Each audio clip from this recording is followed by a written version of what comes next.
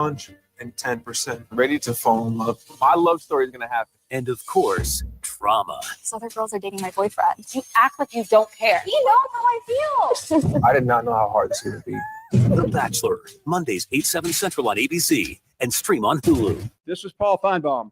That'll do it for me today. Coming up next, The Drive with Wes Neighbors and Steve Moulton on 97.7 ESPN, The Zone. We aren't a winning school. We are a championship school, and we make legends. Join the Crimson Tide as they look to continue to rise to the top of the NCAA basketball mountain. Every game, all season, right here on your home for Alabama basketball, the Crimson Tide Sports Network from Learfield. Mike Rowe here with a quick question. Is your concrete sinking? Whether it's your driveway, sidewalk, or patio, those uneven surfaces are not just ugly, they're dangerous. That's where AFS comes in, a groundworks company. They use state-of-the-art concrete lifting solutions to prevent tripping hazards, and they're the best at what they do. Schedule your free inspection at afsrepair.com/row. And while you're there, check out my latest dirty job. It's a good one. Licensed in all states where work is performed. See website for details. Hey folks, this is Arthur Seaton, managing partner at University Kia, proudly saying Roll Tide and War Eagle.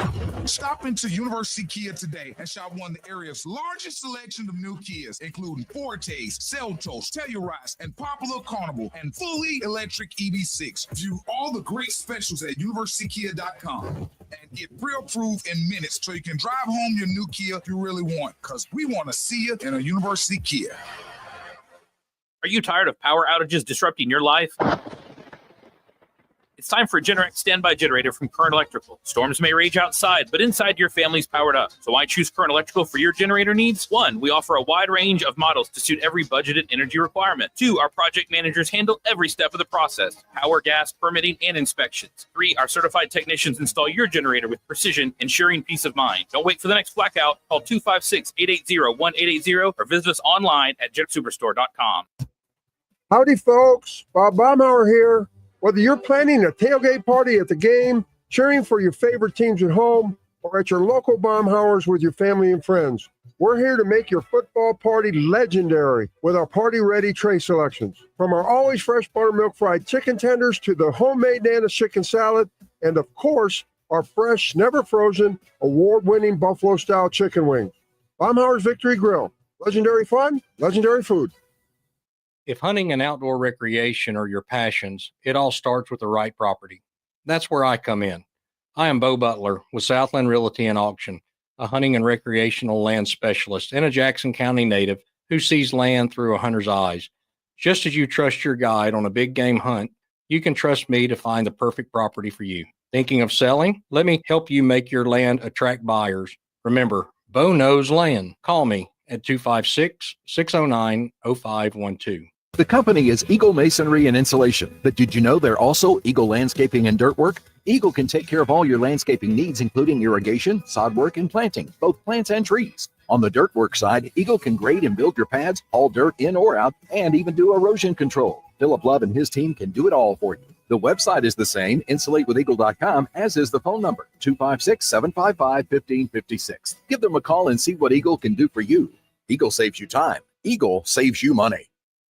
From Coleman to Fayetteville and all points in between. Son, pull the hammer back. Smokey's coming at you in a plain white wrapper. 97.7 ESPN, The Zone. WZZN, Union Grove, Huntsville, Alabama. 97.7 ESPN, The Zone. This hour is brought to you by Woody Anderson Ford, Alabama's F-150 Superstore. Welcome to The Drive with Wes Neighbors and Steve Moulton. Call into the Neighbors Wealth Management Hotline, 256-576-4977. That's how I roll. And I'm not going to drink and drive anymore. That's 256-576-4977. Now, here's Wes and Steve. Live from the capital city of Montgomery, Alabama, getting you set for UAH Charger basketball. Earlier today, we had some Huntsville High boys basketball for you, and boy, a heartbreaker. Boy, they gave it everything they could possibly. That game was so exciting to be a part of. Wes Neighbors is back in the studios of 97.7 ESPN The Zone. How are you, Wes?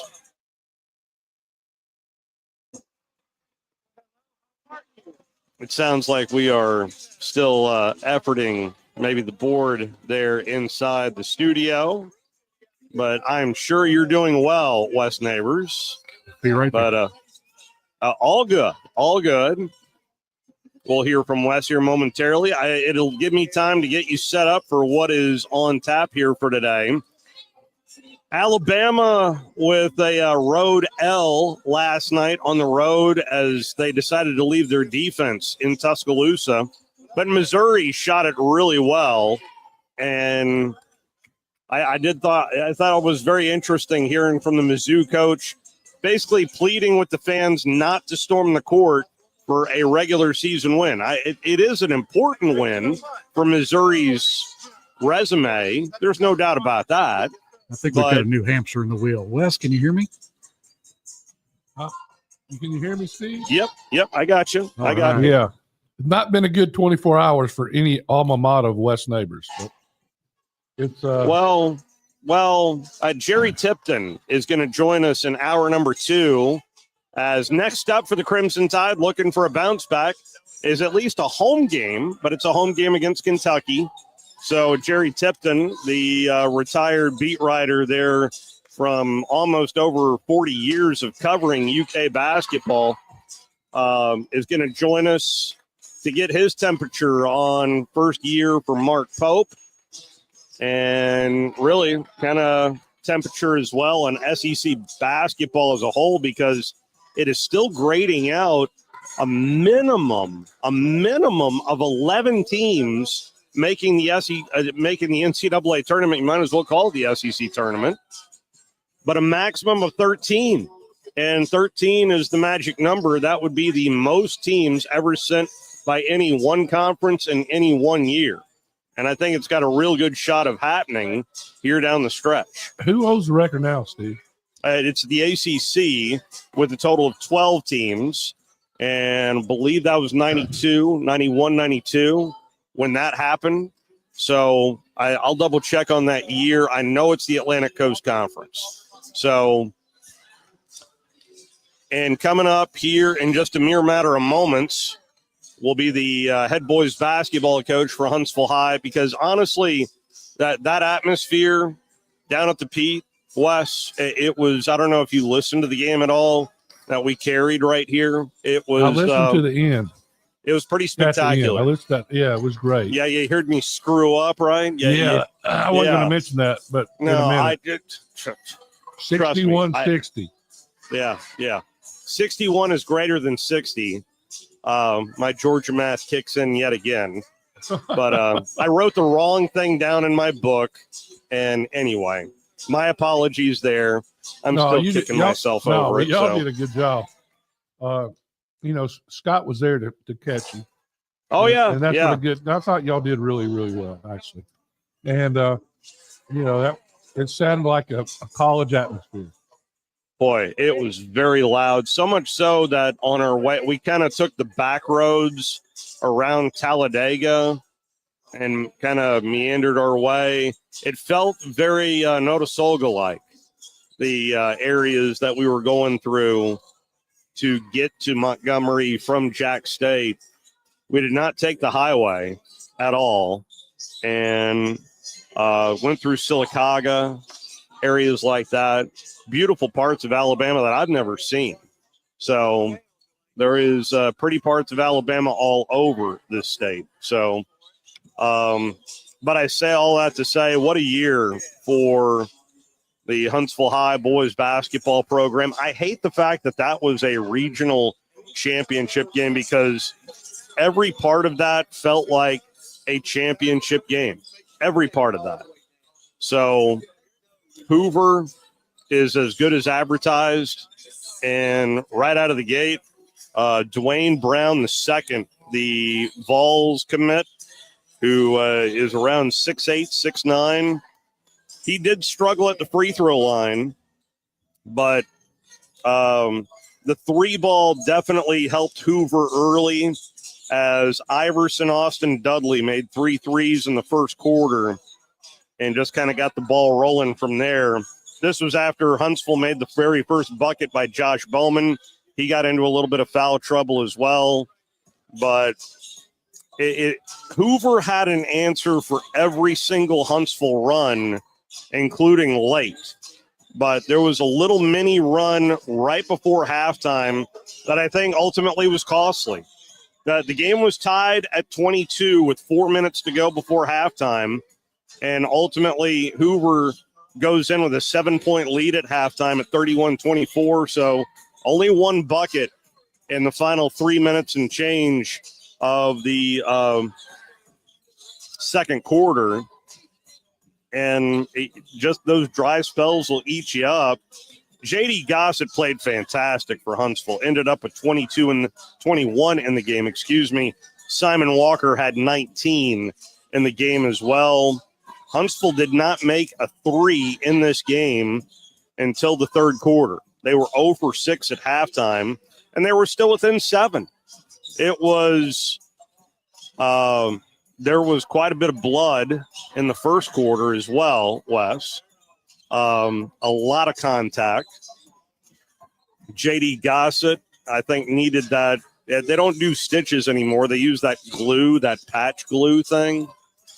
So, but Eli Stapler also got dinged as well, and they both came back in. It was just a back and forth deal. Huntsville had a shot at tying the game, a long 3 that was an NBA range 3 for Simon Walker, but to Hoover's credit defensively, really kind of pushed out Huntsville a little bit out of their comfort zone to not give them as easy of a look as they had at the end of the third quarter, which ended up being a banked in 3 made by J.D. Gossett. So, and that momentum did help Huntsville in the fourth quarter. And let's talk to the man in charge right now, because Coach Christian Schweers is kind enough to join us. Coach, I can't thank you enough for hopping on. You're on with Wes Neighbors and Steve Moulton. How are you today, sir? Hey, guys. Obviously, I'm, reeling a little bit, but, man, just ultimately the main feeling is I'm just incredibly proud of our team and our program right now. And I know we came out on the short end of the stick today, but still really proud of them. You have every reason to be, Coach. That was especially right out of the gate when Hoover goes up 9-2. That there was answers on every single Hoover mini run that your team just kept answering. And that had to make you feel really proud of the guys that put in so much work for you, Coach. Yeah, 100%. It is a special group, special team. And,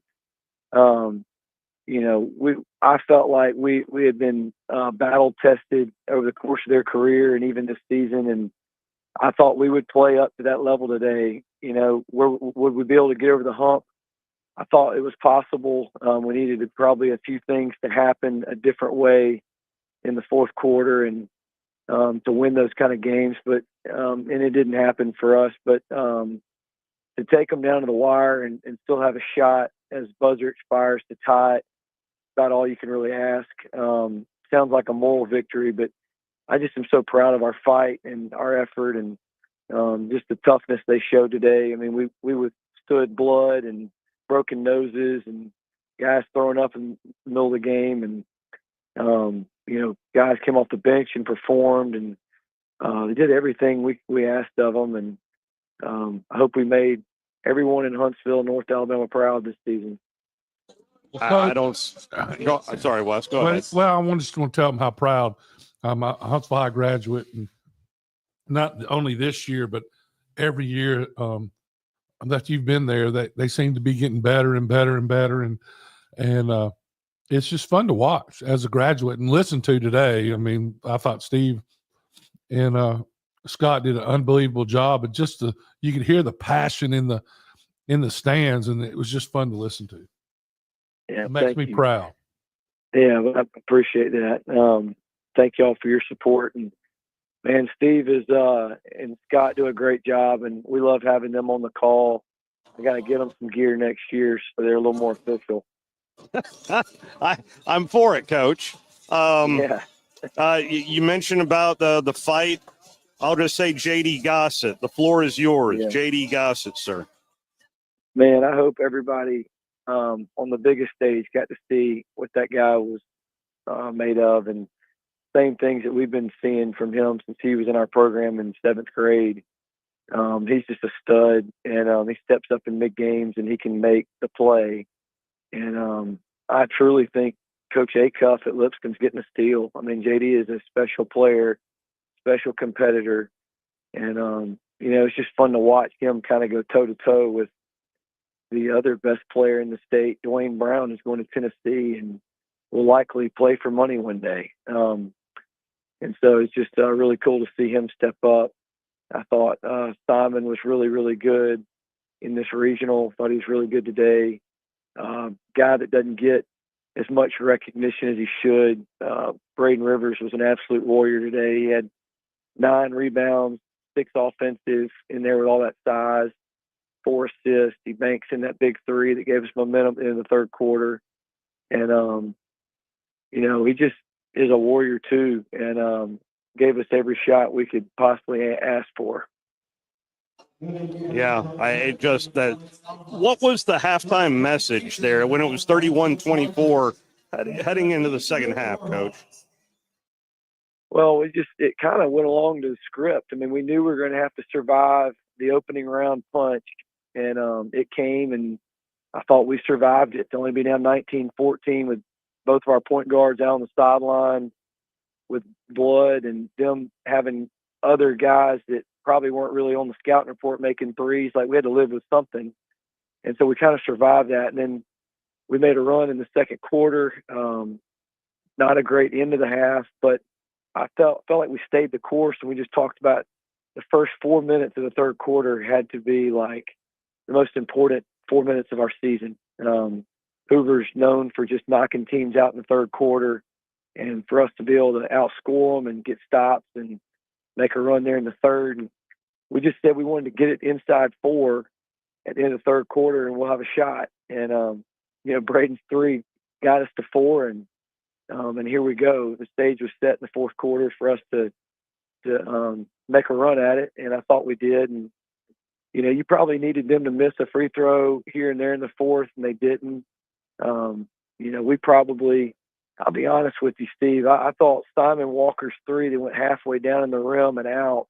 Yeah. 52-51. That was right in front of you, Coach. That's probably like when the game breaks open right there. You go up 55-51, that place is going bonkers. It might be, I might be talking about something different right now. Very well. Maybe the case. I know hearing you talk to Scott right afterwards, your instant reaction was one of the more special environments that you've been a part of. Just now that you've had a little bit more time to reflect on it, how does that stack up, Coach? I mean, I've been doing this 20 years and was a part of, great things at Mountain Brook, but, that game right there was a special environment, special deal, just 1 versus 2 nationally ranked teams, all the college players on the floor, the history that both of these senior classes at Hoover and Huntsville have put together. I mean, our guys are leaving with 111 victories over 4 years. I don't know that we'll ever see that again at our school. Maybe we will, but that's a special deal. And so you put it all in one building today on a snowy morning in front of about 6,000 people. And then the game is played at that kind of high level. I just don't know if anything I've ever been a part of stands to that. Your bench played a critical role, too. You mentioned about some of your players getting bloodied early. And that gave opportunities, quite frankly, to guys from your bench, and I thought they stood pretty tall and played some very valuable minutes. I agree. Evan Toms, he's really played well down the stretch, and thought he was able to come in off the bench and give us a little something. He thought Josh Bowman really battled. He really went toe to toe with Dwayne and tried to do all he could to kind of keep him from just dominating the paint. And it's probably the most tough I've seen Josh play in his career. And I thought Cam Carney came in and gave us a couple good minutes. Trayvon Pennell was a part of a good little rally there at the end. We kind of had to speed the game up some. And so our bench has been key all year. And those guys I just mentioned, like, those are the guys coming back. They'll be, the main guys next year. And so it's a great experience for them to play with this senior class this year and contribute the way they did. Tell me about the post-game locker room. How hard was that, Coach?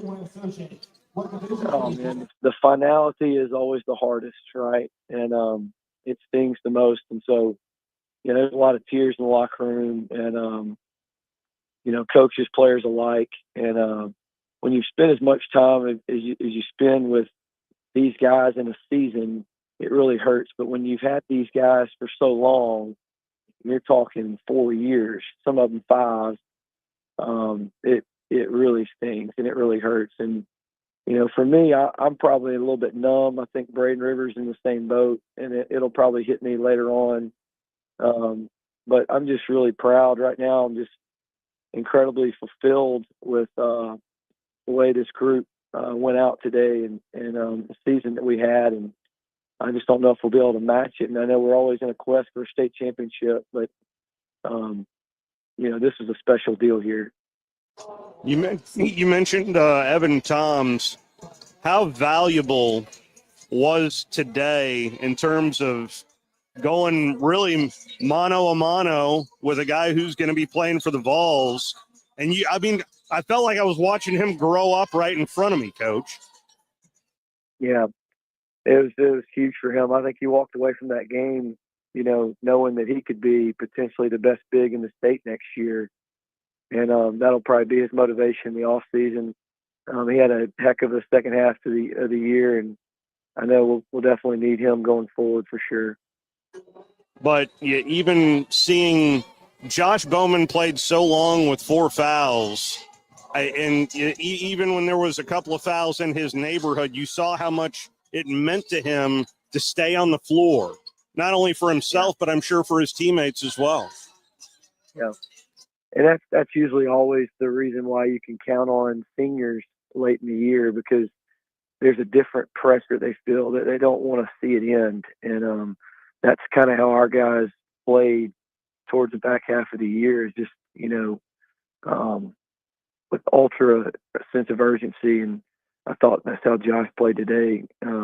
Most physical I've ever seen him play. I mean, he's given up probably 50 pounds to that guy, and really battled him very well. I thought, it was a tough day for Eli.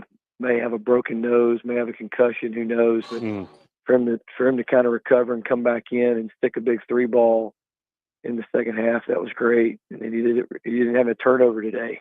Versus their pressure. We had to fight their pressure all day, and that's what they kind of live off of. And I didn't think that we only had 6 for the game, which is, that was one of the keys. And we definitely checked the box there, and he was a big part of it. Looking back on the season, and I know there was a lot made to the season, ultimately, how are you going to remember this team from this year, Coach? Just special and elite in so many ways, on and off the floor. And they have taken our program to heights that, I don't know if I had dreamed when I got the job that we could get to. And they did a great job of letting the other guys that have played here before lead them and influence them, like Caleb Harrison and Messiah Morris and Jamari Arnold, and all the other guys that we've had over the years. And they've been formed by those guys, and they just kind of put it all together this year. And I don't feel like we lost, I think we just didn't score enough today. What a game, what a performance. It won't taint the season for me by any means. And so really proud of them and how they led with humility. And be fun to see kind of the younger guys step into those roles that are being left going forward to next season. And that begins with the off-season program and just gearing up already, I would imagine. How much does guys like Caleb Harrison, and you mentioned Jamari Arnold, and how much do those guys still hang around the program to help the current squad, Coach? Yeah, well, I mean, Caleb was there today, and we saw him at the restaurant. We went and ate that after, and, you know, we're talking. And, I mean, those guys are very much connected to our program still, even though they're playing at the next level. And it means something to them. It's like a fraternity. They want to see their younger brothers that they've practiced with and beat up on and held accountable and, you know, had great games with. They want to see them perform well, and something matters to them. And it's kind of special. You know, it's kind of something you just kind of have to enjoy in the moment, and have to be very protective of the culture and what you allow in and what you don't allow, and to kind of keep it that way. And I feel like that's kind of my job right now. Well, Coach, 32-2, lost 2 games by a total of 4 points. What a year. Got a lot to be proud of, and look forward to we celebrate these guys today and look forward to next year. Yeah. Thank you guys so much for all you do for high school sports, in particular our Huntsville High basketball program. I can't thank you enough for letting us be a part of it as well, Coach, because the kids are putting on the work, and they certainly deserve the spotlight that they've worked so hard. And it's going to be really cool to see all these guys playing on the next level. I mean, that is so awesome. It really is, Coach. Absolutely. Be a lot of fun to see those guys and how they improve.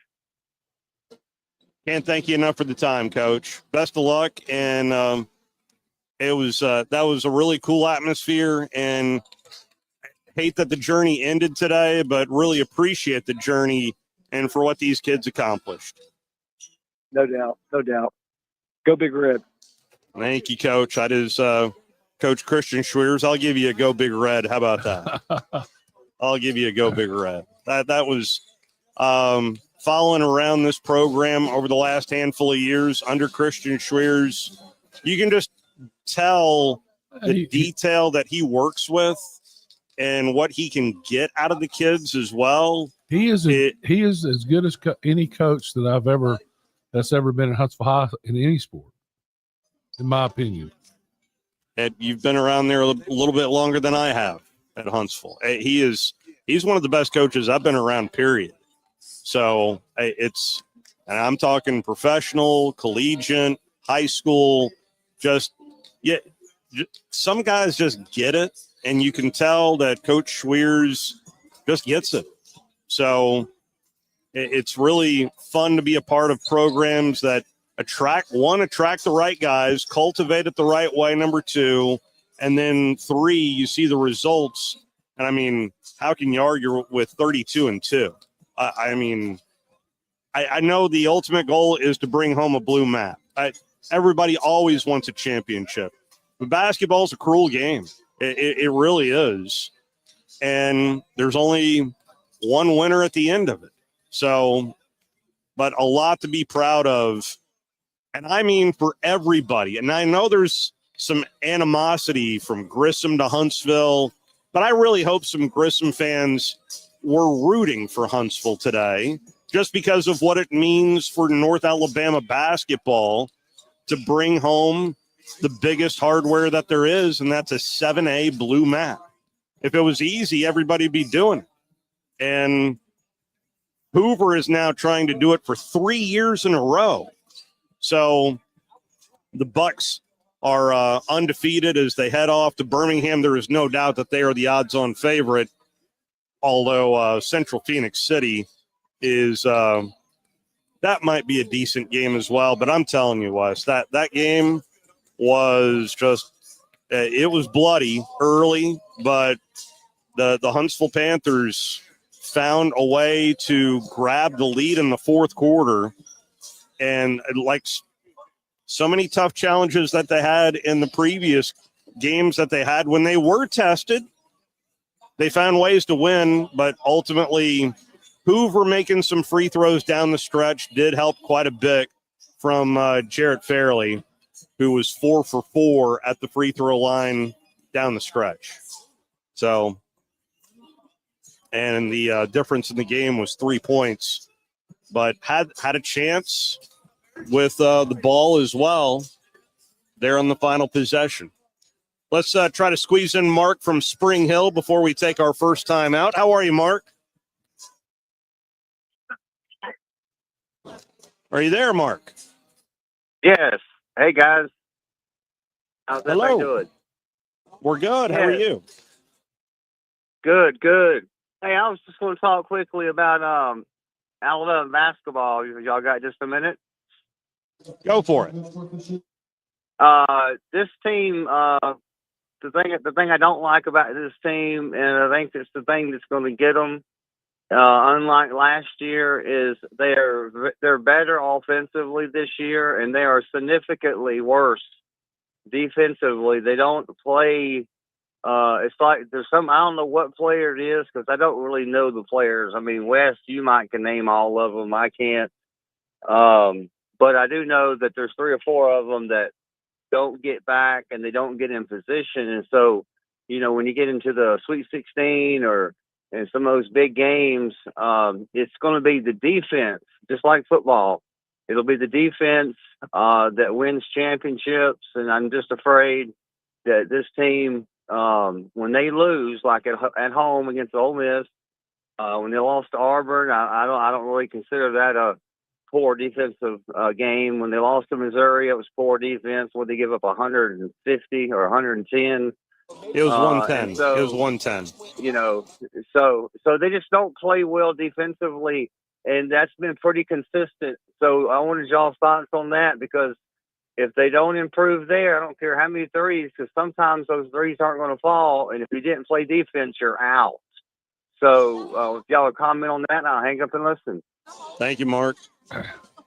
Well, yeah, I will say that sometimes there's a paddle for every ass, and this is their 3rd, 4th, 5th loss against playing them one of the hardest schedules in the country, and you're not going to have it every night. And I think 10-3 in the conference, 21-5 overall. 21-5 overall, and you look at last night, and heck, Missouri was so hot that the whole place caught on fire.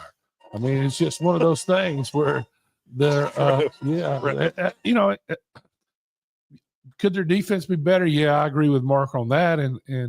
But look where we are. I mean, we're in the top 10. Well, I mean, we're sitting here talking about a team that has a schedule or a record that anybody would kill for. Yeah, I know. Well, and still a 1 seed right now. Still a 1 seed. Yeah, I don't know if we'll end up being a 1 seed. That's true. Yeah, down the stretch. And I don't think it really matters. You'd maybe it matters lose at the end. one more game, but you're right. Yeah, it is all about matchups. I think we could lose 2 more games easily on this schedule. We played Tennessee. Oh yeah. No, you said that one more game. I don't think so. I think it could be more than one. I just mean to secure a 1 seed. It would probably be Midwest at best, because Auburn's probably going to be the South. Duke is probably going to be the East. So at best, you're a Midwest number 1 or you're a West number 1. Who cares where you are if you're number 1 seed? I don't care. It doesn't matter. I mean, I don't think Alabama will be a number 1 seed.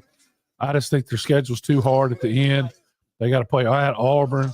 They played Florida, who might be playing the best of any team. I don't know how they did last night. Did Florida win yesterday? I'll tell you what, we are sneaking up on the national anthem about to be played here. I'll run through exactly what happened in the SEC. On the other side of our first time out, Jerry Tipton is going to join us in hour number 2, Bama, Kentucky this weekend.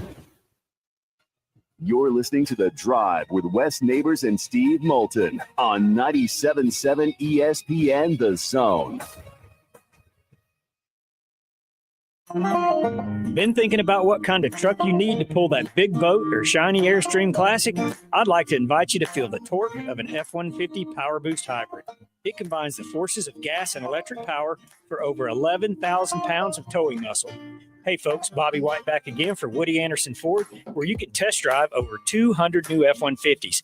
And you can save up to $13,500 off MSRP on a 24 XLT 4x4 with the Power Boost engine. Save over $13,000 on F-150 today. On your way to a growing family or already have one? Then a Woody Anderson Ford Expedition is your ticket to ride. Save up to $12,000 off MSRP on a 24 Expedition at Woody Anderson Ford. $12,000 off Expedition. And there's more too. Get up to $8,000 off MSRP on the Agile and Sporty Escape ST line. And with a versatile 2024 Edge, you're looking at up to $10,000 off MSRP only at Woody Anderson Ford. Bring on the savings. I'm Bobby White, and I hope to see you soon.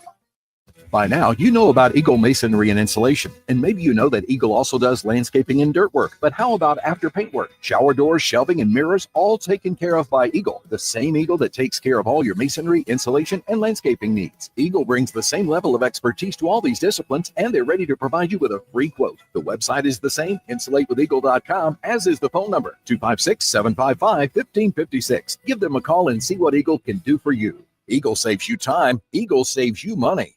SportsMed is the official team physicians of the Rocket City Trash Pandas. And if the pros trust SportsMed, you can too. SportsMed provides every service you might need for complete orthopedic care, specializing in orthopedic surgery, sports medicine, joint replacement, spine surgery, neurosurgery, and podiatry. And they offer their own brace shop, in-house full-body MRI, physical therapy, walk-in clinic, and so much more.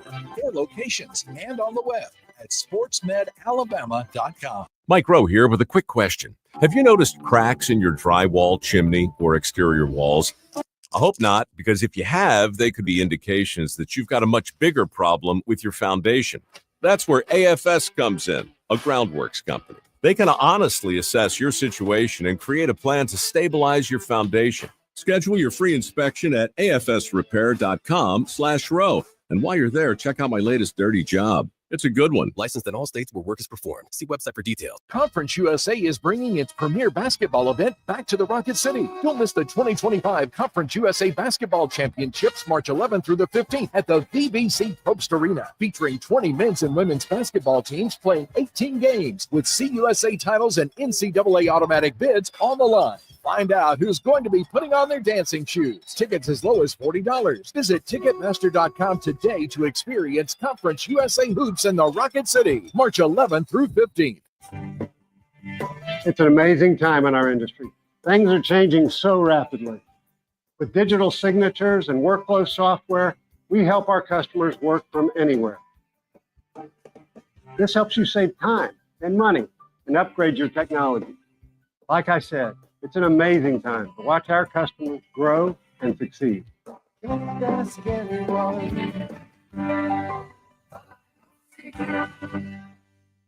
Forgiveness. Wow, what a word. What a gift. All of us have done things in our lives that we regret. All of us have done things that are disobedient. All of us have sinned and fallen short of the glory of God.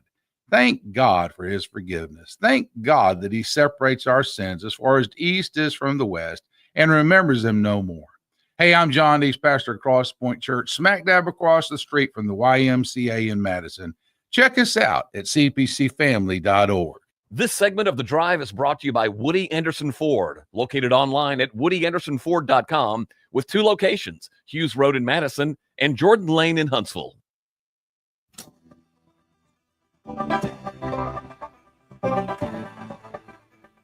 I see what you're doing there. I see what you're doing there. Yep, I see what you're doing there. I just pictured you and Scott riding around So- rural Talladega County. Yeah, yeah. There was a couple of dirt tracks I never knew that existed. Uh-huh. I think it was on 77, I want to say. But it's like deep bowels of 77 that I've never seen before. Yeah, you get over on 231 too, you see some stuff like that. There was this place called Lil Dega, and I wish I would have taken a picture of it because it's almost like the rap names. Yeah. Lil Dega. We had Lil Dega, and so it was quite entertaining. You're talking about my people.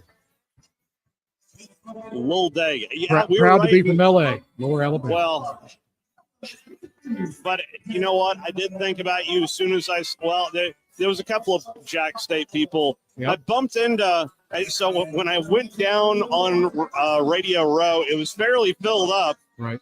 Even as early as we got there, and some guy came up to me in like a white pullover and a JSU logo. Yeah. And wait a second, that's Bubba. Yeah. That's Bubba. Yeah. So Bubba escorted me to my chair. Yeah. And I looked at him and said, "Are you having fun sleeping in the morning?" And he said, "You have no idea. You have no idea." He's helping us with a alumni thing for the campus radio station. So I'm glad he's there to make things entertaining. Well, I also, before I got to the Pete, of course, you have to pass Cooter Browns. And every time you pass Cooter Browns, breathe deeply. You also think of, come on, Coach Fuller. And it just made me miss Coach Fuller even more, Wes. It really did. One of a kind. Never be another one like him, that's for sure.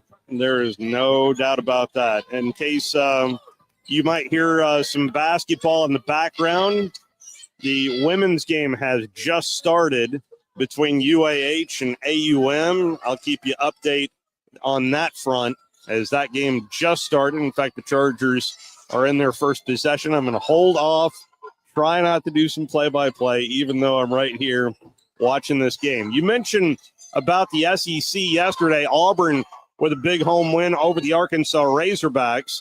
67-60 was that final. Kentucky gets a home win over Vanderbilt, 82-61. And yes, 59 points in the first half for Mizzou as they down Alabama 110-98. 98's a winning number. But there's always 4 games you can never count on, and that's 2 bad shooting nights and 2 great shooting nights. You mentioned Florida. How did they do this week? They played earlier in the week with Florida downing Oklahoma 85-63. Mississippi State was winners at home over Texas A&M, and it was a pretty convincing win, a very convincing win over a top 10 team. And LSU down South Carolina earlier in the week as well, 81-67. So an important weekend for Alabama just in terms of how they are going to look here down the stretch. And then Kentucky coming off of a win over the Vanderbilt Commodores. That's what made me want to reach out to Jerry Tipton, honestly, Wes, of Kentucky, if they do not win down the stretch here, could possibly be a day one team. That a Wednesday tip-off is in the works potentially for the Kentucky Wildcats. Were they in the tournament last year? I don't even remember. Well, no. This is the SEC basketball tournament with that dreaded Wednesday slot. But there are more teams for the first time this year than any other year in the SEC men's and women's basketball tournament. But you always try to avoid that Wednesday because that is a long marathon to even try to get the Sunday from Wednesday. But your matchups coming up this weekend in the Southeastern Conference. Of course, nothing going on today. In fact, later on this evening, we'll give you the full SEC report. But coming up on Saturday, it begins with Tennessee at Texas A&M. That's the early tip time, along with Mississippi State at Oklahoma. Ole Miss is at Vanderbilt. Georgia is on the road at Auburn.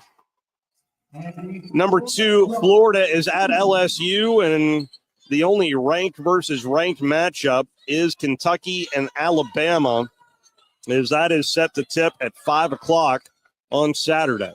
But how much of the game did you watch last night, Wes? Not very much at all. I had a meeting, but if you look at the, I've watched a little bit of the replays, and Missouri was definitely a hot team. You look at the last time Alabama lost is the game before the first Kentucky game. Yep. Except for, of course, at Auburn. But the other game in the SEC was Ole Miss.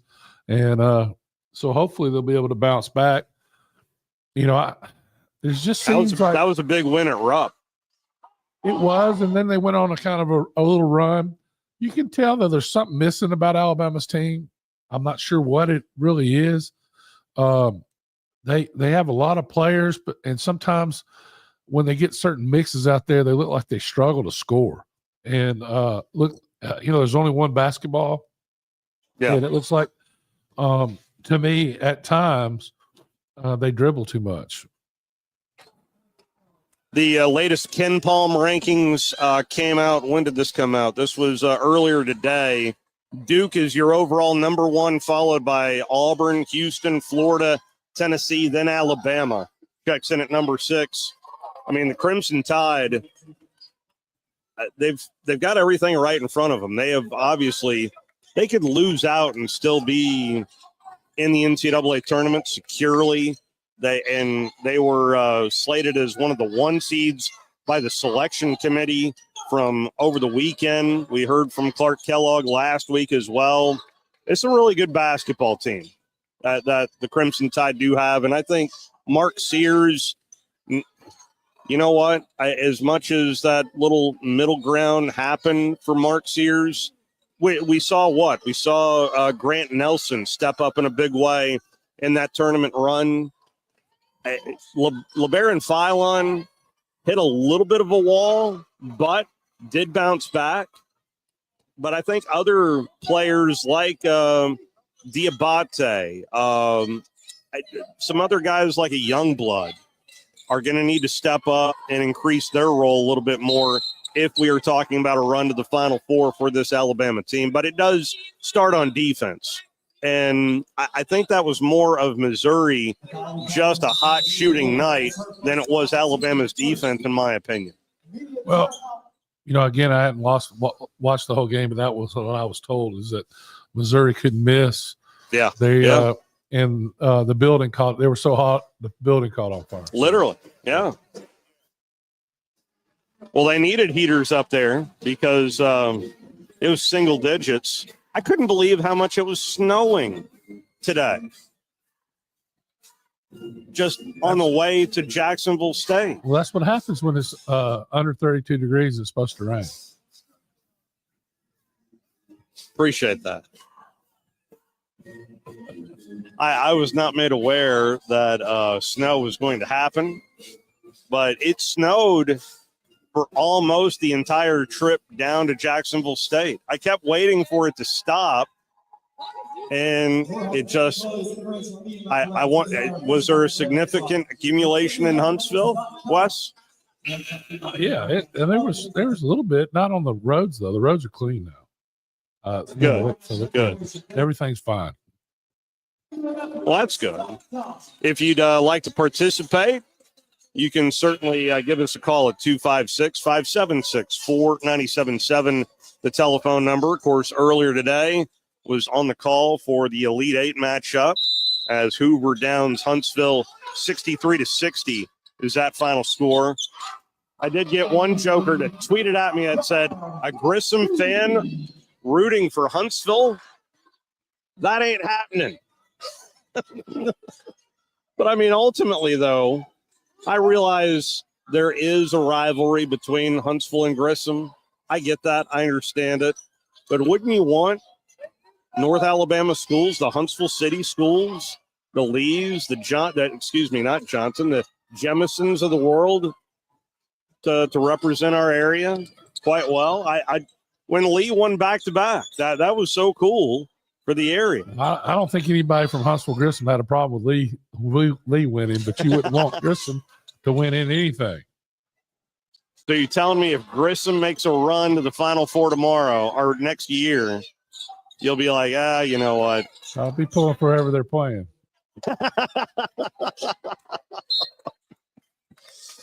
All right. So it's like that. Okay. It was really good to hear from Christian Schweers, too. Now 7 years there at Huntsville High. And yeah, there's a good amount leaving, but there is a decent amount coming back for Huntsville as well. So just keep your eye on Huntsville next year. I don't know if that step back is going to be as severe as people may think, but that's just my 2 cents. 256-576-4977. Got two folks waiting for you, Steve. Telephone number. Well, I never got. Tell me, because I didn't text you. Okay. Okay. It just happened. Let's talk to Leon. Hi, Leon. How we doing, Leon? Hey, pretty good. How about you? Good. Hey, Wes, you hit it. You hit the nail on the head when you said look like they got too many good players. You know, and you being a farmer and I was raised on a farm, you can have too many bulls in the pasture. Yeah, usually more than one is too many. Yeah. So he says that very knowingly. But you know, it does seem like, and it, like you say, it's only one basketball. You know, so it's just it's hard when it's like that. Well, I think they're still finding their way, though. You know, I think they're still finding their way, and hopefully they'll be like last year, and they'll just turn it on at the end. You know. Oh yeah, they got a good team. They got a very good team. Yes. But you know, sometimes I don't know how to say this, but sometimes one can destroy the other. Well, yeah, no question. Yeah. All right, man. Have a good one. Thank you, Leon. Tell you what, let's take our final timeout. Brandon, we will start the final segment with you on the other side. An update for you. UAH women lead it 11-8 over AUM with 2.5 minutes left to go in quarter number 1. You're listening to The Drive with Wes Neighbors and Steve Moulton on 97.7 ESPN The Zone.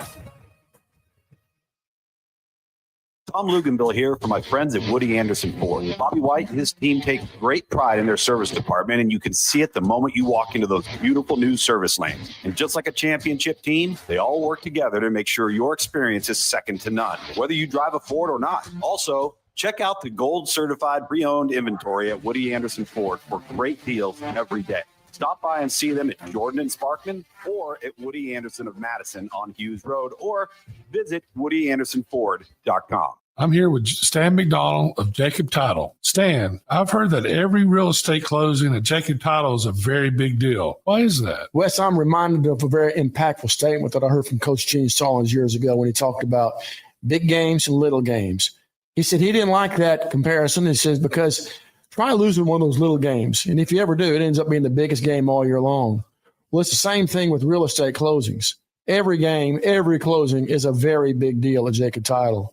Because when it's your closing and your contract on the line, it's a very big deal, and we understand that at Jacob Title.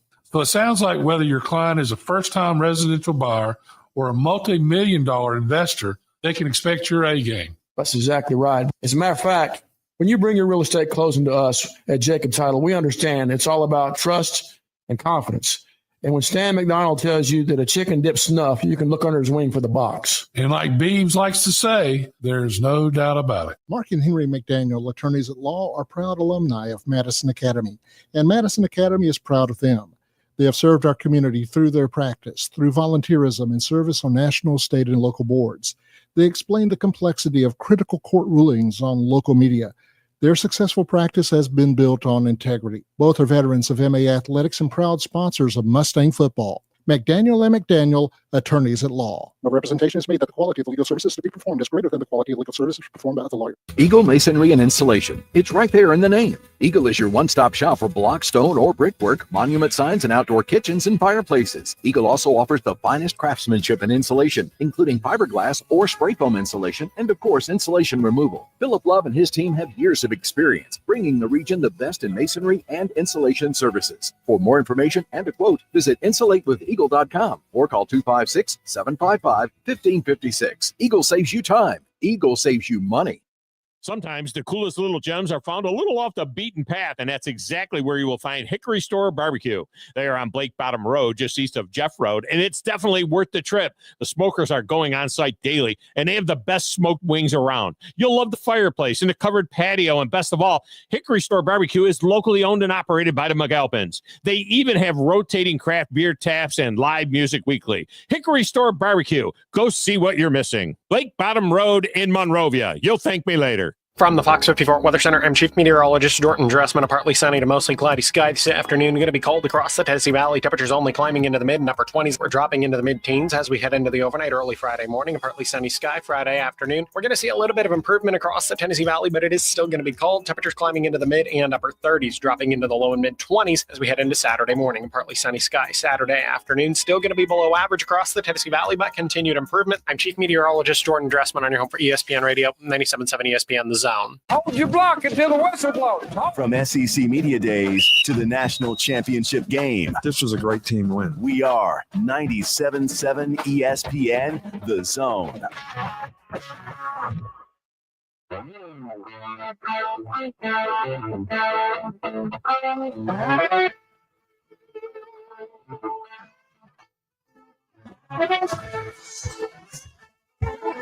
Made three right there. Who did that? That was Millie. Chargers lead at 16-11 over AUM. As walking you up to the men's coverage, as Scott Tyson and myself doing double duty.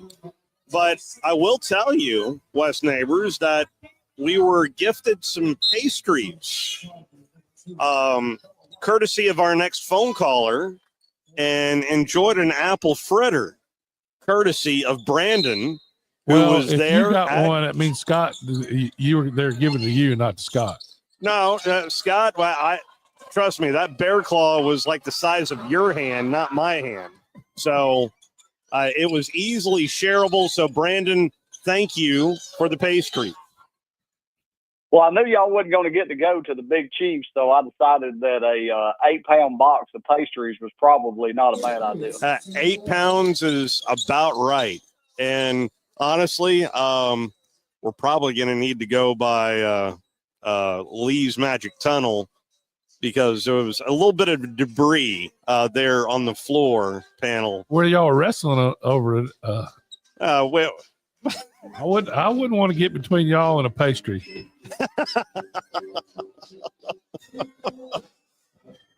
Well, that cinnamon roll's about the size of a Volkswagen hubcap, so I thought there'd be enough. Just about. Yeah. Man, I need some friends. But you know how when you're a parent, you got two kids that are close to each other, you got to cut it in half and give it to them. That's what you got to do. You can't just throw it in there. They're going to be wrestling. But then you have to use an X-Acto knife, basically, because all of a sudden, hey, that side's larger than anyway. Brandon, what a slide rule? Yeah. What's on your mind today, Brandon? So that's the first time I've ever watched Huntsville High play a ball game and live and in person. Yeah. And what stuck out to me the most was it didn't matter when they were down 10. It didn't matter when they were down 12. They kept doing what they were going to do. There was no panic on their face, and they kept playing ball. Yeah. And that is the mark of good coaching when a team doesn't fall apart like that. Well said. Hey, just because there was a couple of times in the first half, and then one time there midway through the third quarter that I was thinking, oh boy, here comes the real big momentum shift. And then Huntsville had an answer because they just kept working at it. And they were able to drive the basketball to the rim a whole lot better than I thought they were going to be able to, Brandon.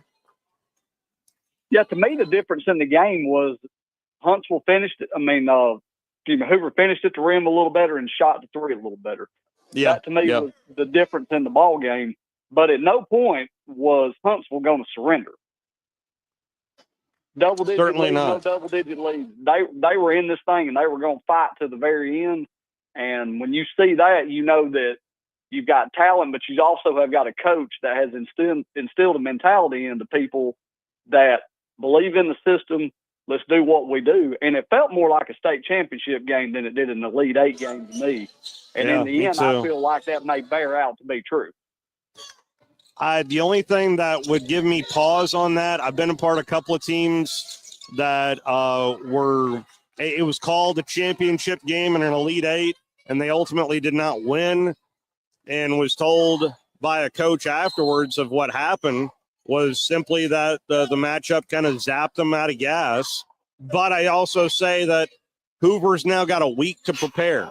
So yes, chances are that gas tank's going to be fully loaded for next Thursday. Well, I've listened to you a pretty good bit on, even though it was heavily delayed on the call, and the call was amazing. If you Well, thank listened you. I to it appreciate today, that. you would have realized that it was called very fairly. It was called down the middle. It was emphatic, and it was very descriptive. You couldn't have asked for it to be any better. I appreciate that. If Yeah, you could I just did. get him to count, he'd be perfect. Wow. So throw that in there too. That Georgia math gets him every time. Well, but he knows that when he sees a 5 on the speed limit sign, it really means 8. So we've got him to that point at least. No, what a game! And it was a great call, no doubt. Well, it was great to watch it too. One of the people from Huntsville sent me a message and said, "Do you feel like you were somebody sitting with basketball royalty watching this game?" And I said, yes. I said, if I'm watching a game with Ricky Austin and Ace Austin, I said, I am very, very, very full of myself, and I'm not even going to try to lie. So that was just cherry on top of it there. So Huntsville proved themselves today. They proved that they're very much worthy, and they're a very good ball team. And I'm wondering, how many seniors do they have that are leaving? A lot. The starting 5 is all gone for Huntsville. Quickly running down here, let's see here. Simon Walker, senior. Braden Rivers, senior. Eli Stapler, senior. J.D. Gossett, senior. Josh Bowman, senior. There is a lot gone, but Evan Toms is coming back, and he is number 34 you saw out there on the court today. Played he's a 10th grader and will be a junior next year. Someone to build around. Travion Pinnell, number 11, someone to keep an eye on as well for Huntsville next season. But yeah, there is a lot of talent that's playing college basketball next year. Very, very much so. And I'm going to tell you guys, I'm getting ready for what's going to happen on the ice tonight. Boy, well, that's right. Who we got tonight? Team USA and Canada? Canada, yeah. Will there be booing yet again for the national anthem? Is it back in Canada? No, it's in Boston. Okay, so that ain't going to happen. I wonder if they'll be booing for the Canadian national anthem. You can only, I hope not. I hope not. I hope not. No, let's show a little bit of class, like unlike our 51st state. Yeah, our 51st state, unlike they showed us. Let's show them how to act rather than, show our tail to those up north. Oh, no. I wish I could be West neighbor size for about 3 hours. I'd make grown men fly.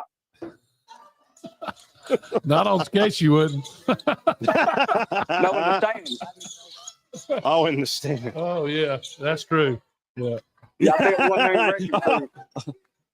I loved that realization. Oh, well, if it's just the stands we're talking about, that's a completely different deal. All right, Brandon. Well, guys, it was great to do a good job today. I hope that you don't have pre-diabetes by the time you get back tomorrow. So roll tide. Appreciate that. No, the pastries were quite good. All righty, walking you up to the top of the hour. We'll talk a little more basketball on the other side after this Sports Center update coming up from ESPN. Are we at the top of the hour? WCZN, Union Grove, Huntsville, Alabama. 97.7 ESPN, The Zone. receivers, but every player is not LeBron James. Clinton and Friends, weekdays from 10 to noon Eastern on ESPN Radio and on the ESPN app.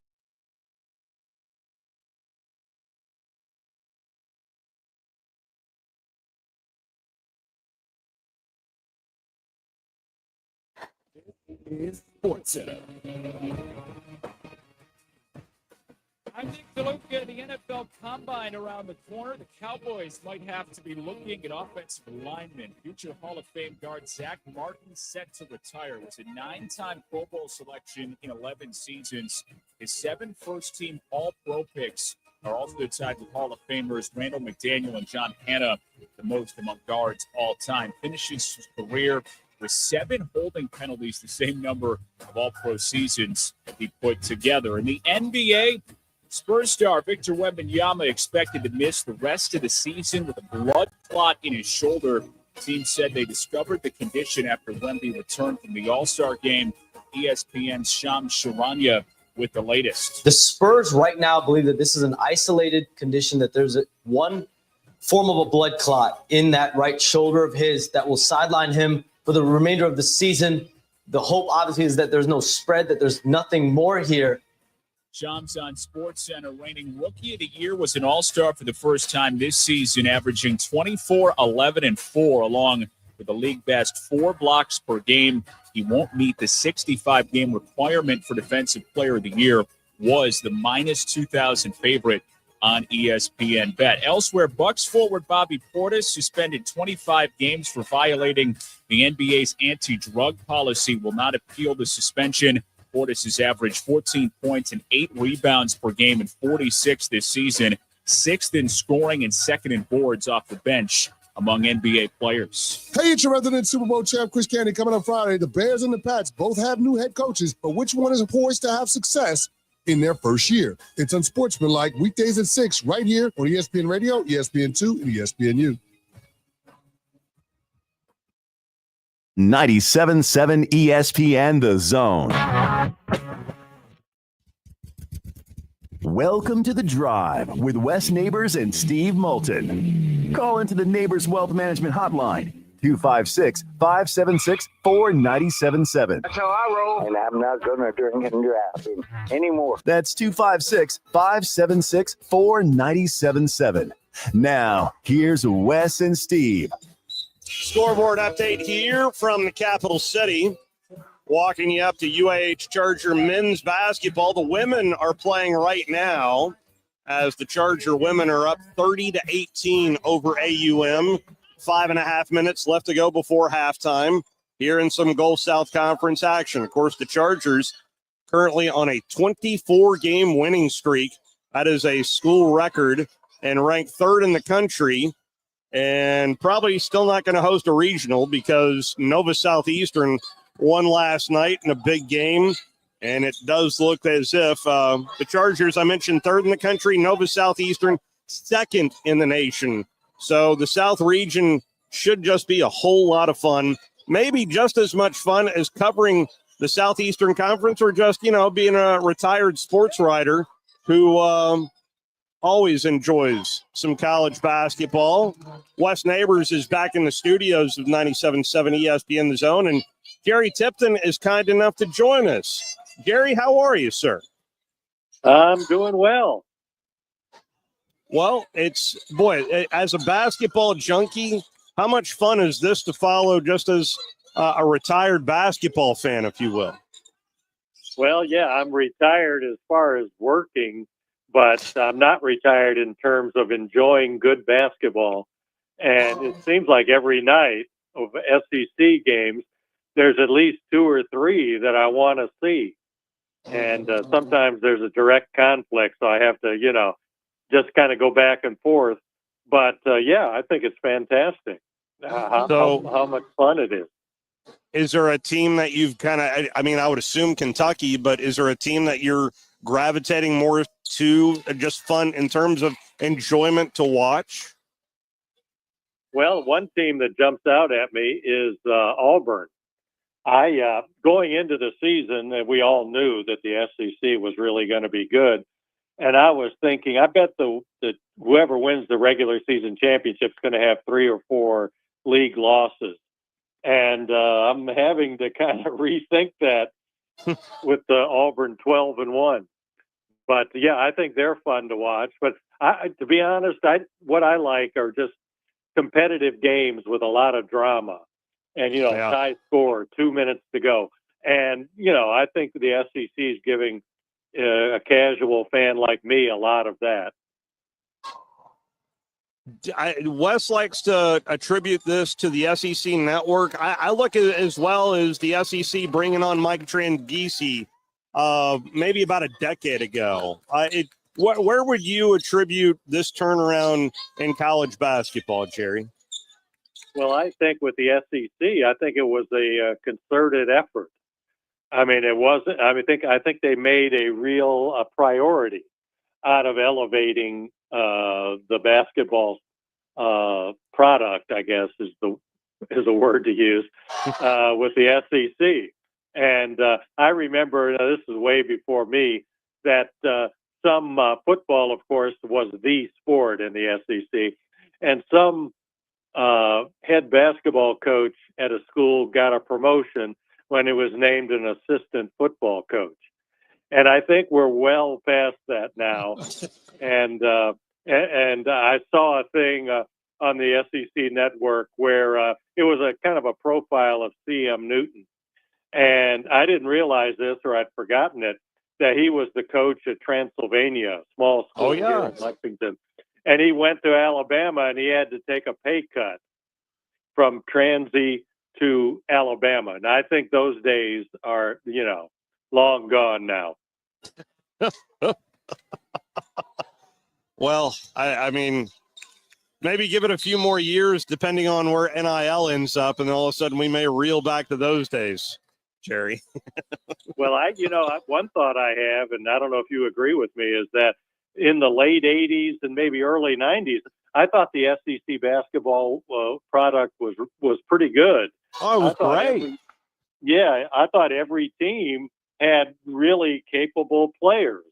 And I can't cite any, like 4 made it to the Elite 8 or anything like that.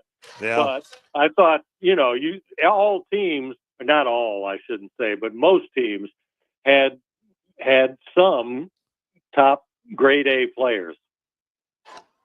Absolutely. If there is one part of that era that you're talking about, Jerry, that I do miss, it is the personalities as head coaches.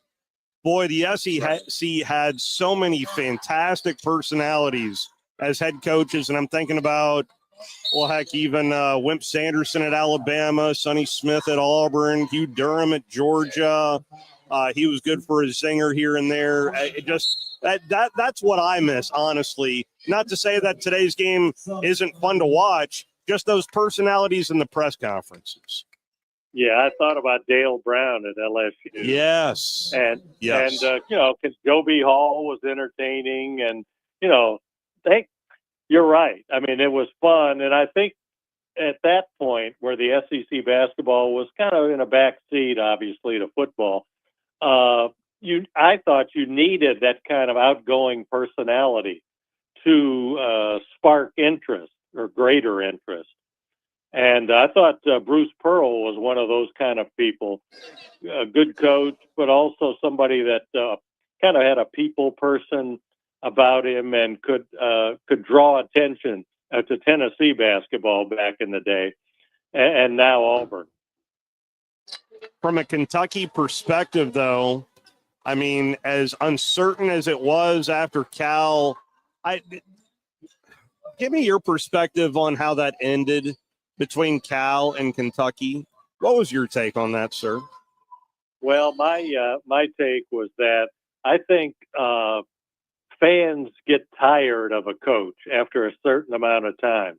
Even Adolph Rupp, who, is like, I always referred to him as the founding father of Kentucky basketball. I think, the talk among fans, and I wasn't here then, but I heard about it, was that the game had passed him by and they needed a new coach. And so I thought, I think fans, after a certain amount of time, want a new toy to play with. They played with this coach, and now they want a new coach. And I think that's where John Calipari was. And, of course, it didn't help any that I think they haven't won more than one NCAA tournament game in X number of years. And so, that kind of fueled that wanting a new start. And I remember when Tubby Smith was coach and he left to go to Minnesota. I think he was here 10 years, if I remember right. Yeah. And I got him on the phone and asked him, and he said, about the moving, and he said he wanted to go someplace where he was wanted. And, it just had kind of run its course. And that's the way I thought with John Calipari, that he wanted to go somewhere where he was wanted. And that brings in Mark Pope. And there was a lot of, at least for me, uncertainty on how this season would go. How has the transition been? I know I've got an opinion on it too, but I'd like to hear yours, Jerry, of overall, how has the transition been? Well, I think it's been pretty well. It's gone really well. He, Yeah. He had to start, as you know, completely over, and not completely, but next to completely. Just about. With putting together a team. So there was a lot of unknown of how's this going to go. And I remember his introductory press conference was at Rupp Arena, and it was pretty much a full house. And I thought he came across as a people person, and he came across as somebody who obviously played at Kentucky. So he had a feel for, what he was getting himself into. And I thought, he said all the right things. He talked about, the objective is to put up championship banners. And I thought he drew a contrast with John Calipari without being negative about it. Calipari was associated with one and done players, and Kentucky was being perceived as like a way station on the way to the NBA. And Pope didn't get into all that, but he just pointed out about winning banners, which is what the fans, that's what they center their attention on. And so I think it's gone really well. I think the fans are happy. Now everything, we'll see what happens in the postseason. Because that's the key element for any team. And so we'll see. If they lose in the first weekend, I don't think fans are going to be wanting him out. They're not going to go that far, I don't think. But that's not going to go over well. So, do you think the best team ever not to win the championship was the Kentucky team that went undefeated up to, was it the semifinals game? Right. They lost to Wisconsin in the Final Four semifinals. Yes. The two things about that are interesting to me, and they were very good, but they had some close games during the season. I don't remember now. Texas A&M was one of them there. Might have went into overtime. So, they were very good, obviously, but not like so dominant that a loss wasn't plausible. But in the Elite Eight, they won. They beat Notre Dame, and Notre Dame outplayed them for about 30 minutes of that game. And then Kentucky rallied down the stretch. They won. Notre Dame had a shot to tie it or win it right at the end, but it was defended, and they didn't make it. And I remember the look on the Kentucky players' faces as the game ended. It was kind of relief and disbelief. Like, can you believe we got away? We won this game? And the other thing that comes to mind was on Selection Sunday that year, the fans who, they're always thinking people are out to get Kentucky, or thwart Kentucky, including the NCAA. And the thought was that the NCAA would put Wisconsin in Kentucky's region just to try to foil Kentucky, try to get Kentucky eliminated before the Final Four. So that, Wisconsin went to another region and they play in the semifinals. Wisconsin wins. And at least I heard fans saying, how could we lose to Wisconsin? Wisconsin went from the NCAA plot to foil Kentucky to what?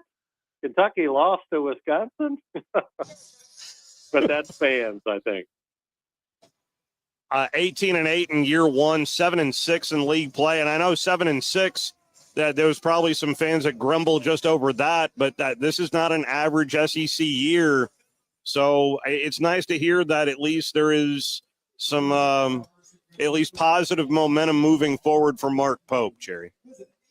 Yeah, I think so. And I think the fans, I don't talk to a lot of fans, but the sense I have is that they acknowledge that the SEC is not easygoing, that it's going to be difficult.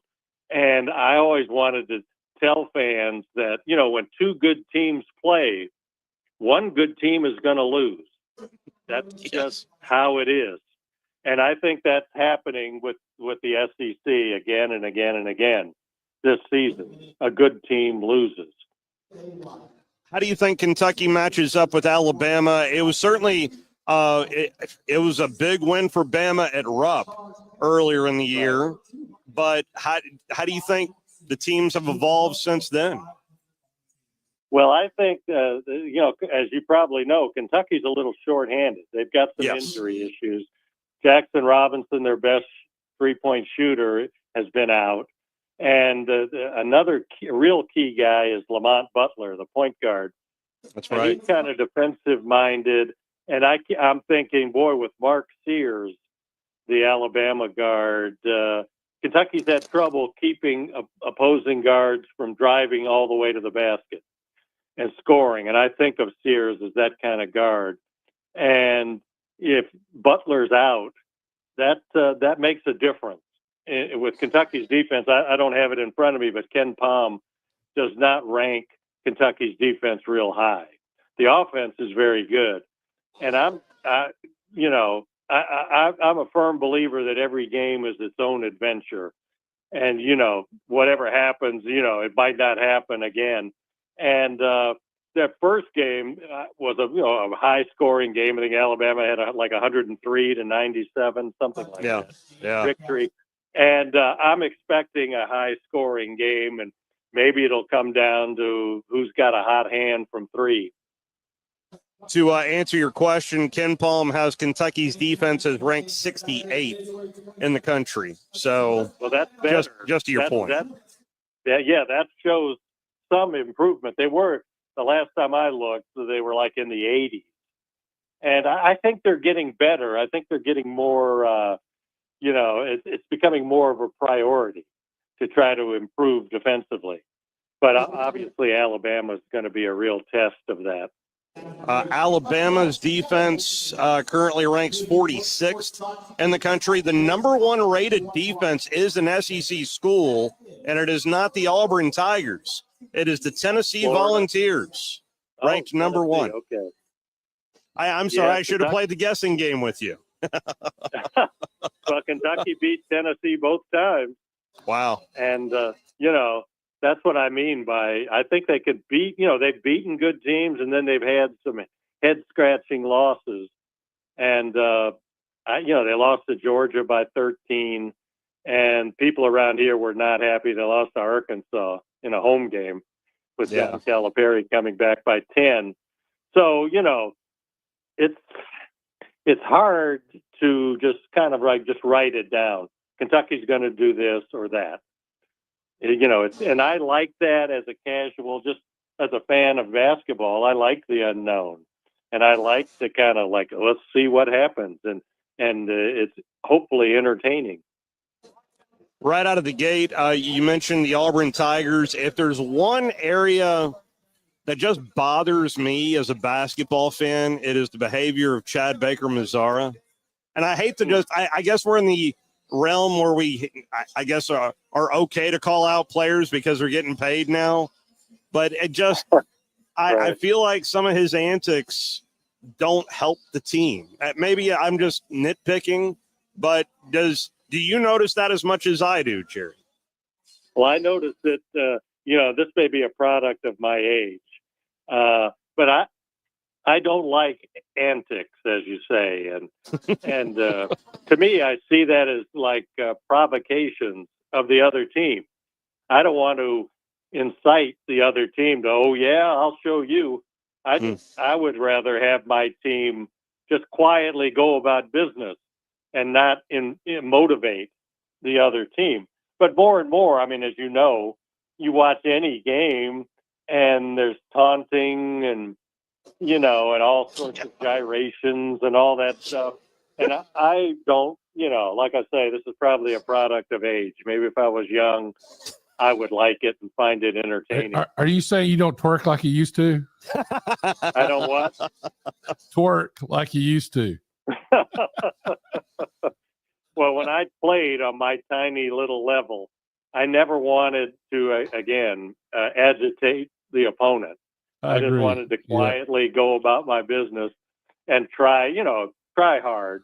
To me, the best response to something is to score or defend well. And the taunting and all that just is, not as effective to me as, scoring on the person. And that's the best response. Well said. There's a couple of teams that I've kind of gravitated towards. Florida, for me, is fun to watch.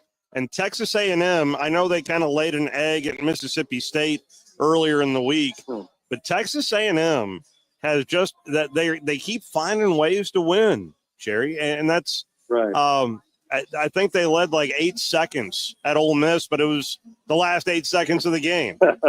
So, well, it makes me think of something I heard Dan Dockett say, if you remember him. Yeah. Maybe he's still doing games. But he did a telecast of a Kentucky game at LSU. And this is years ago. And LSU won. And Dockett summed up the game by saying one team played, meaning Kentucky, and the other team competed, meaning LSU. And I think of Texas A&M as a team that competes, that doesn't just play. And, they've gotten good results. Kentucky got lucky. Their star player didn't play in the game against Kentucky. So, every little bit helps. Doesn't it? The SEC tournament is just going to be bananas. I'm excited to see even what the bracket looks like heading into the tournament.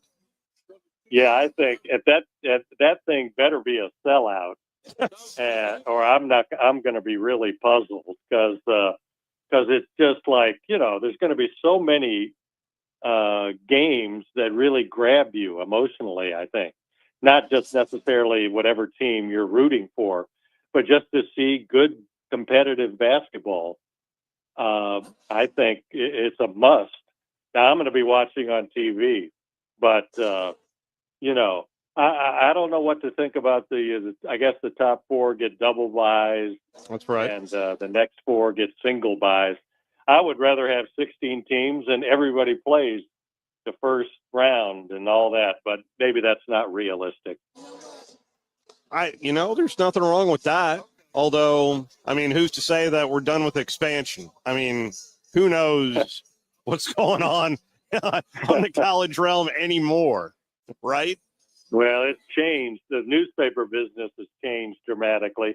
And yes, college athletics have certainly changed. And I guess we can debate whether for the good or not. But, I just think, boy, that SEC tournament, I'm going to be glued to the television.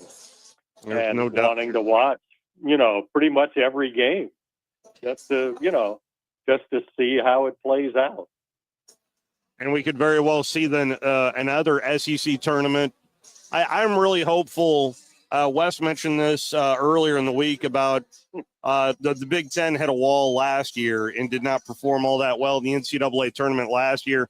I really hope, just league-wise, that there is better performance in the NCAA tournament just to kind of sustain what we've all watched this year. Well, I'm a firm believer, like I think I said earlier, that every game is its own adventure. And my last year covering Kentucky was the 21-22 season. And I don't know if you remember, but is that St. Peter's? During the season, they beat North Carolina in Las Vegas by like 30. And then they won at Kansas like a month later by like 18, something like that. And they were clearly superior and then what happens in the NCAA tournament? Kentucky loses in the first round to St. Peter's, and Kansas beats North Carolina in the national championship game. So I always want to remind people that players and teams evolve or can evolve. And what you see, I mean, I look at the ratings each week and all that, but it's like kind of like a snapshot, like they say. And I don't take it that seriously. I don't think, okay, that means X, is going to happen in the NCAA tournament. So, well, Auburn lost to Yale right out of the gate last year. And I mean, stuff happens. It just it does. I don't know if you guys agree with me, but I think there's more parity. Yeah, I would agree. Like twice in the last several years, the number 1 seed is lost to a 16 seed for the first time. And, I've got a longtime friend lives in Sacramento.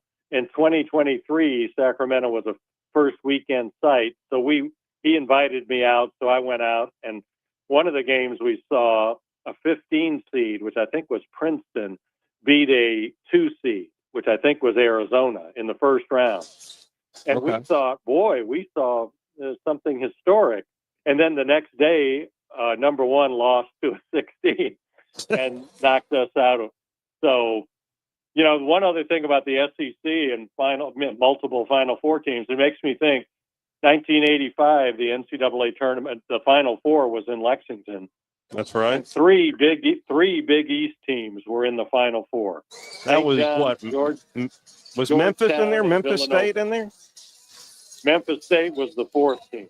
Okay, that's right. Yeah, gotcha. Villanova beat Georgetown in the final game. They shot like 70% from the field. And that, to me, was another example of, every game's its own adventure.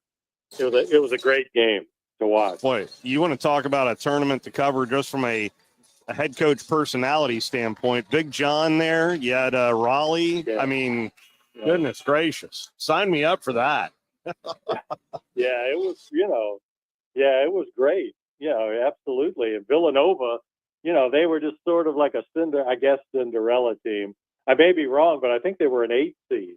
You're right. You're right. Yeah. And they won the thing, And I think that's good for college basketball to have, or football for that matter, to have sort of a Cinderella come out of nowhere. And I hope the way things are trending, are we going to kind of keep the mid-majors out of, out of contention? Because I think that's not fair, because with the parity, there's more and more good players. And the recent example is Dalton Connect. Wasn't he at the University of Northern Colorado? That's right. And That's right. Transfers and becomes SEC Player of the Year. I mean, that to me says something about. I've heard coaches say the pool of good players is larger than it used to be in the days when blue bloods just ruled. They were supreme. Well, that to your point, Jerry, I kind of have a large place in my heart for Chaney Johnson, who spent 2 years here with the UIH program and now is a very large part of the program at Auburn and playing very valuable minutes there for Bruce Pearl. Yeah, and John A. Broom, of course, you guys know, started out at Morehead State. That's right. That's right. Which is about an hour west of east of Lexington. Okay, and, I didn't know that. Yeah, that's fascinating. That somebody I don't know how many stars he was. I was looking at. I shouldn't say this because I don't remember the name or the school, but I read something about some player, a college player now, who's a very productive player, was a no-star prospect. He was no stars. He came off the bench for his high school team, and now he's become, a player celebrated and written about. It wasn't at a big major school, I don't believe. Yeah. But I thought that was interesting. It either getting better or you're not. So, I mean, that goes right there. Jerry, I can't thank you enough for the time and the breakdown, and it's always fun to talk some hoops with you, sir. Well, thank you. I've always enjoyed basketball and playing it at my little minor level.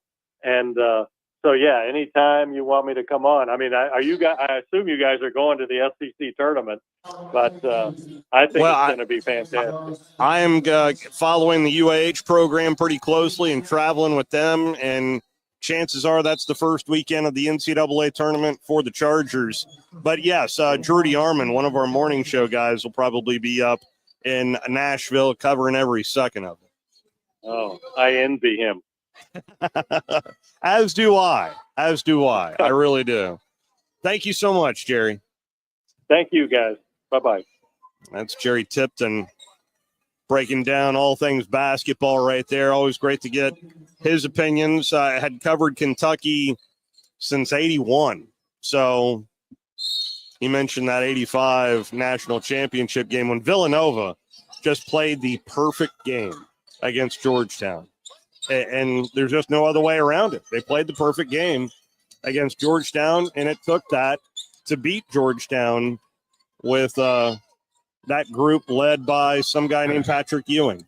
So, I had a Mai Tai with Raleigh Massimino that year. They were playing in the Hawaii Classic, and we were out there. Yeah. See, that sounds like a lot of fun. Yeah, it was. Yeah. And I bet you it just was. see Fuller pull through and turn his head as I was having a Mai Tai at the T Motel. Was that with or without a cigarette butt? No, I'm talking about I never smoked, but I'm sure he had a cigarette somewhere. You couldn't never tell. He's a master at hiding it. But I walked through. I was in the lobby of the hotel having a drink with Raleigh Massimino that year, I didn't even, I knew he was a coach, and I kind of followed him a little bit, but they weren't. He wasn't a classic basketball-looking coach. No, no. He looked like he should have been a member of the Addams family. That's fair. That's very fair. Maybe a distant cousin of Cousinette, maybe. Yeah, well, I think he looked more like the Uncle Fester? Yeah, maybe? Uncle Fester. Exactly looked like Uncle Fester. Uncle Fester with a bit more hair. Yes, but not much. Well, the comb over. You're right about that. Anyway, oh boy, let's go ahead and take our final timeout. Final call for phone calls on the other side. Walking you up to UAH Charger basketball right here on 97.7 ESPN The Zone. You're listening to The Drive with Wes Neighbors and Steve Moulton on 97.7 ESPN The Zone. Specializing in simple and affordable rentals, McCurry Van and Car Rental can make sure you have just the right vehicle for your next family vacation, weekend getaway, or if you just need transportation while your vehicle is being repaired. McCurry carries Ford Transit vans and Mercedes Sprinter vans, trucks and work vans, and more. And they offer discounted rental rates for long-term rentals. Now with 4 locations: Athens, Muscle Shoals, Coleman, and Huntsville. Log on McCurryRentals.com to make your reservation now. That's McCurryRentals.com. Conference USA is bringing its premier basketball event back to the Rocket City. Don't miss the 2025 Conference USA Basketball Championships March 11th through the 15th at the VBC Probst Arena, featuring 20 men's and women's basketball teams playing 18 games with CUSA titles and NCAA automatic bids on the line. Find out who's going to be putting on their dancing shoes. Tickets as low as $40. Visit Ticketmaster.com today to experience Conference USA hoops in the Rocket City, March 11th through 15th. Hey there, Bob Baumhauer again. Baumhauer's Victory Grill is extremely proud to have recently received numerous awards, including being voted best wings in the state of Alabama. Other awards received include Best All-Around Restaurant, Best American Restaurant, #1 Sports Bar, Best Chef, Best Wings, and Best Dining Experience. Thank you for 43 legendary years, and we look forward to providing you an award-winning dining experience at every visit. Baumhauer's Victory Grill. Legendary fun, legendary food. The state's largest orthopedic group is growing to meet the needs of the patients in our community. The Orthopedic Center has long been the most trusted name in orthopedics in North Alabama. So as our area continues on the fast track, so does the need for premier orthopedic care anywhere and anytime you need it. TOC is proud to announce the opening of our new locations in Albertville and Hampton Cove, along with the grand opening of our newest office in Decatur. These clinics will offer the same high-quality orthopedic care you have come to associate with TOC, with the convenience of being closer to home. As a patient, your time is your most precious asset, and we recognize that at TOC. That's why we are also proud to announce the opening of our urgent ortho clinics to handle those bumps and bruises that need prompt attention. These clinics are available to care for acute orthopedic injuries with no appointment necessary. With 38 physicians, 20 centers of excellence, and now more than a dozen locations to serve you, TOC will continue to be the name you turn to for the best orthopedic care at the right time. Visit our website at visittoc.com for more information. TOC, helping you live a better life. When you call most roofing companies, all you'll hear is, you need a new roof. Not when you call Fleming. At Fleming Roofing and Restoration, we're focused on your needs, whether it's an easy repair or a full roof replacement. Folks around here have trusted Fleming since 1965 for all their residential and commercial roofing needs. And as the area's storm damage experts, Fleming knows all the ins and outs of the insurance claims process. Log on FlemingHSV.com to schedule your free estimate today. Fleming Roofing and Restoration. We show up. This is Steve Moulton for Lee's Magic Tunnel. Do you live out of your car? Does your car look like you've been well lived in? Then take your vehicle to Lee's Magic Tunnel, located on the Parkway. Any size of the vehicle, it doesn't matter. Lee's will get it clean. Offering many types of washes, but getting it clean inside and out. Ask for the manager special. That's at Lee's Magic Tunnel, located on the Parkway, and located online at leesmagictunnel.com for more information. Attention, may I have the camp's attention? Your home of the college football playoffs. Playoffs? Is 97.7 ESPN The Zone. Playoffs? Playoffs?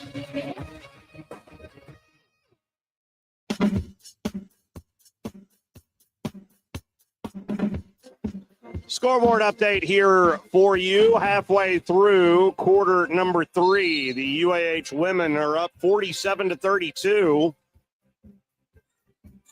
Coming up on the other side of our final timeout will be the SEC report. Then you'll hear from head coach Mick Hedspeth as the third-ranked team in the country. The UAH Chargers are here in the capital city of Montgomery, Alabama, taking on the Warhawks. And we'll have that coverage along with Scott Tyson and myself right here on 97.7 ESPN The Zone. Nicely done there by Mia for a made three. It's now 50-32 in favor of UAH. We've been very basketball heavy, but I played a little bit of audio yesterday from PTI. Wes loved every minute of it, of the possible expansion of the college football playoff and the possible expansion of the SEC conference season to 9 games. Well, Paul Feinbaum, who precedes us every single day, said on the program yesterday that college football is at a very dangerous point overall. Paul, I wish I had the audio in front of me. It was actually said on the Always College Football with Greg McElroy's podcast, and said, quote, I do think we're at a point, while I don't agree with a lot of the circumstances about what's happening in New Orleans or what will happen, I think the sport is at a very dangerous point. Whether you want to say college football is under assault, whether we're at a point of an inflection point, the existential threat point, but I hear a lot of negativity from fans now, from most of them, older fans. Most want them to go back to a different era, which I don't want, but there is no loyalty. Everyone knows that, end quote. Is college football, West Neighbors, at a very dangerous point? Well, that's exactly what I've been saying. I didn't use the word dangerous, but yeah. We talked about it yesterday. I think they're playing too many games. When the games during the season stop to matter, people will stop watching. So you think not enough has been discussed on the lack of television ratings over the last 2 years for the CFP National Championship game. And that may fall in line, especially this past season when we started back in late August and went all the way to January 20th. And next year's national championship game, as we discussed, is on January 25th. Season's going to be longer this upcoming season. Yeah, I mean, again, I think it's too long. I think that what's going on is a cash crunch. And that's why they're looking at these games. They know it's not right. They know they have to. These guys, a lot of them had a lot to do with football, and it's just part of the deal where it's just too many games, and they need to do. I mean, they're talking about playing more this, more that, and what's going to happen is you'll see slowly the smaller schools won't be able to afford football, and they'll either have to have their own league or go away.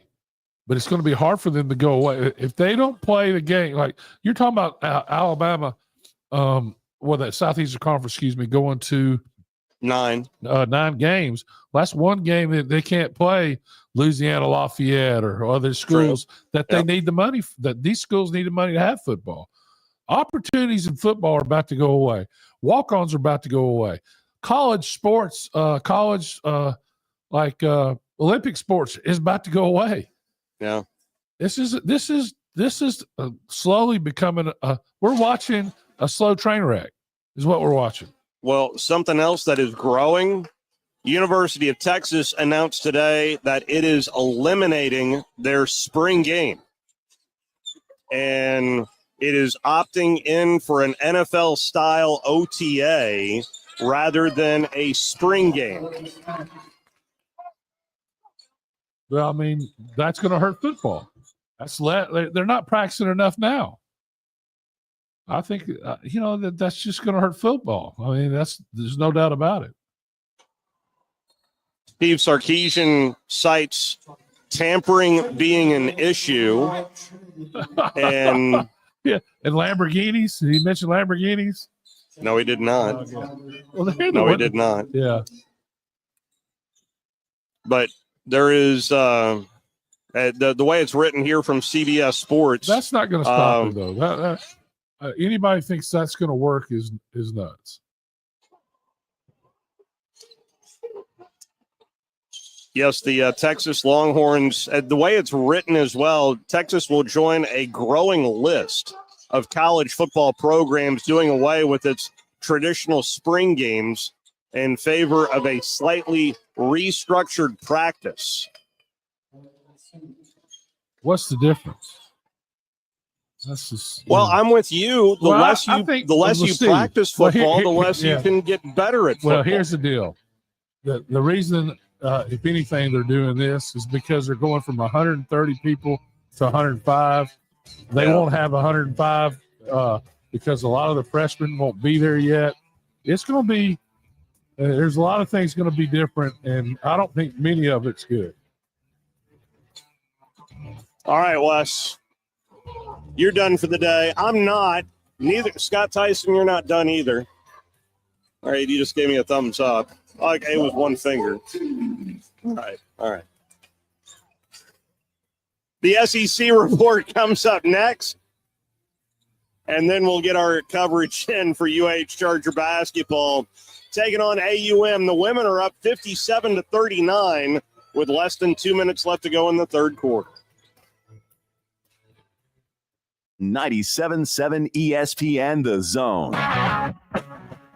It's laundry season at Owen Home Appliance Center. Tired of that washer walking out the door and having to dry a load 2 or 3 times? It's time for a new washer and dryer. Pick from brands like Maytag, GE, Whirlpool, Electrolux, and of course, Speed Queen. Try the new 2-in-1 GE Profile that washes and dries a load all in one machine. Visit the interactive location in Lacey Springs where you can try the washers and dryers before you buy them. Owen Home Appliance Center. Quality products, quality pricing, quality service. It's in the name, Owen Home Appliance Center. You've got to experience Toyotathon at Bill Penny Toyota. They've got the selection with over 700 new Toyotas to choose from. And they've got the extras with Bill Penny perks and a 10-year unlimited warranty. So get on over to Bill Penny Toyota today and experience Toyotathon. Bill Penny Toyota in Huntsville and online at BillPennyToyota.com. Bill Penny's Toyota 10-year unlimited warranty is valid through the 10th year of ownership. Valid on new vehicles only. See dealer for details. No representation is made that the quality of legal services to be performed is greater than the quality of legal services performed by other lawyers. A wise man once said,